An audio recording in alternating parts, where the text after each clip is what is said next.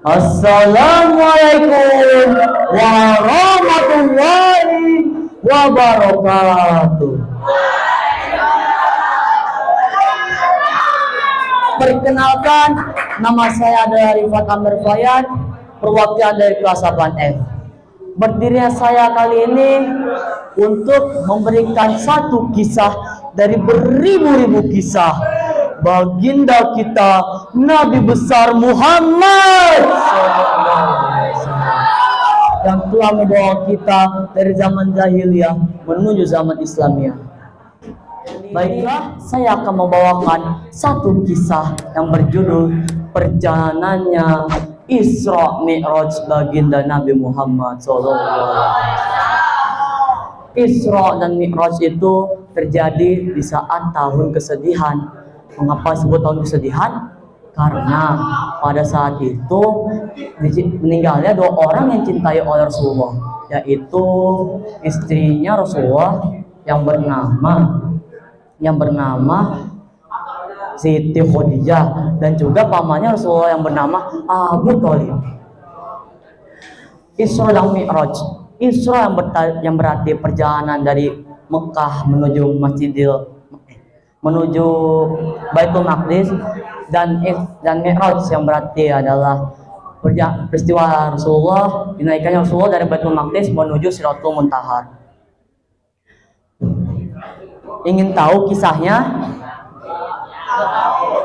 Dengerin ya.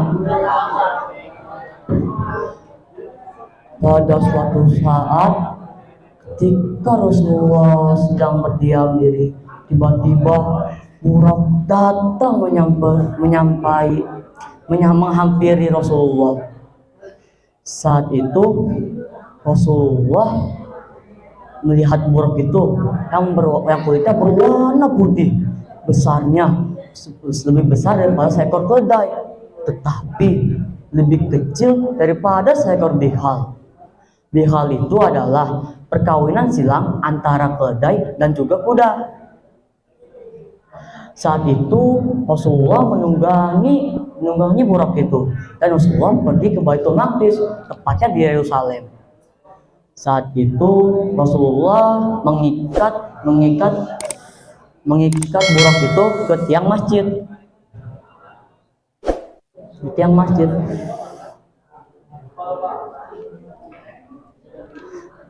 Saat itu Rasulullah mengikat burak itu ke tiang masjid.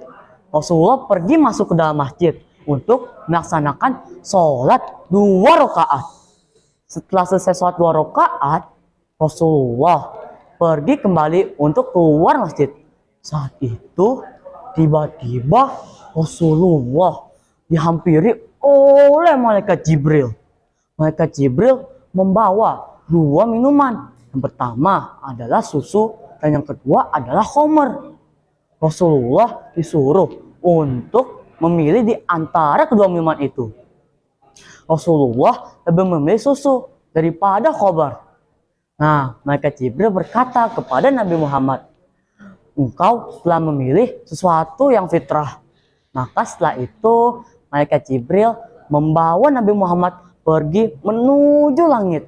Saat sudah sampai di gerbang pertama, yang tepatnya di langit pertama, malaikat Jibril meminta untuk penjaga gerbang itu untuk membukakan pintunya. Nah, penjaga gerbang langit pertama menanyai malaikat Jibril, siapa kamu? Jibril. Siapa yang bersamamu? Muhammad. Apakah dia sudah diutus? Ya, dia sudah diutus.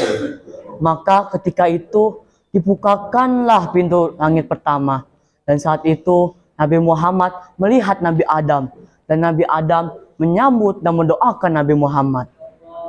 Setelah itu lanjutkanlah kembali perjalanannya menuju langit kedua. Di sana malaikat Jibril meminta untuk dibukakan kembali gerbangnya. Tapi penjaga gerbang itu menanyai malaikat Jibril. Pertanyaannya sama seperti pertanyaan tadi.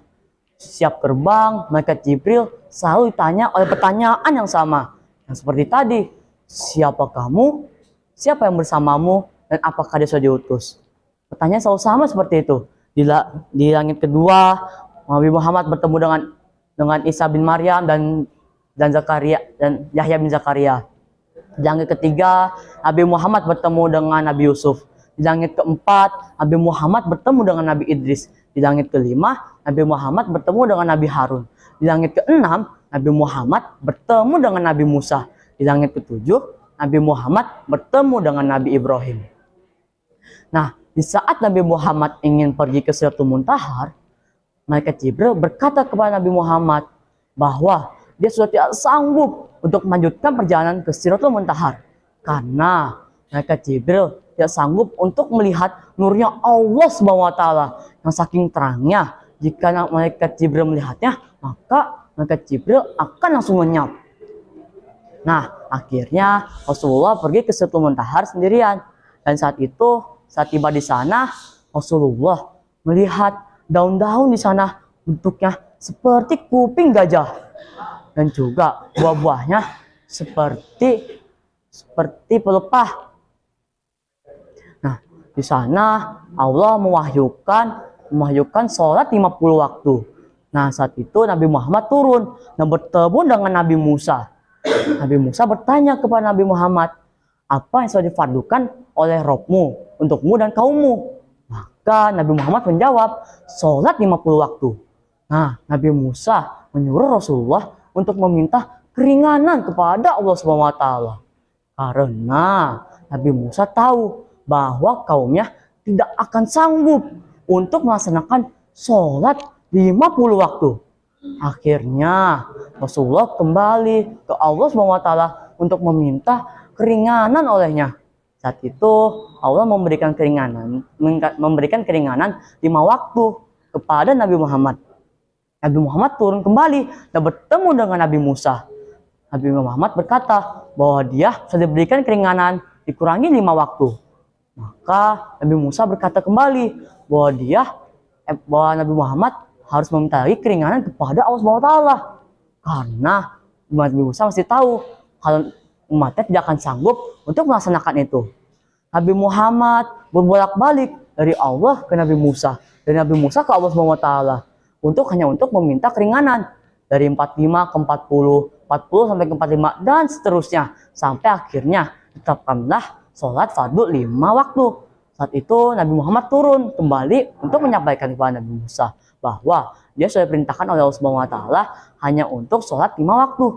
Tetapi Nabi Musa masih saja menyuruh Rasulullah untuk meminta keringanan kembali kepada Allah SWT. Nabi Muhammad berkata, dia sudah malu bahwa dia sudah sering meminta keringanan kepada Allah SWT.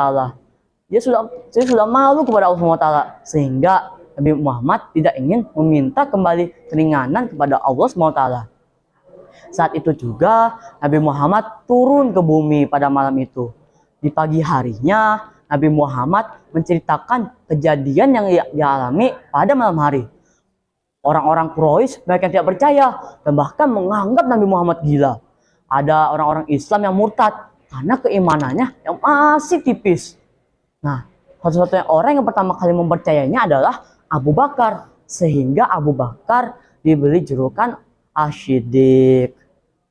Nah, teman-teman, itu adalah sedikit kisah dari perjalanan Isra dan Mi'raj Nabi Muhammad SAW.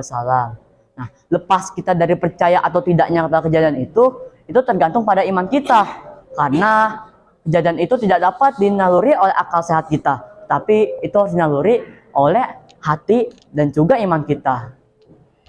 Sekian dari saya. Mohon maaf jika ada kesalahan cerita atau tutur kata saya yang salah. Wallahi taufiq wal hidayah. Wassalamualaikum warahmatullahi wabarakatuh.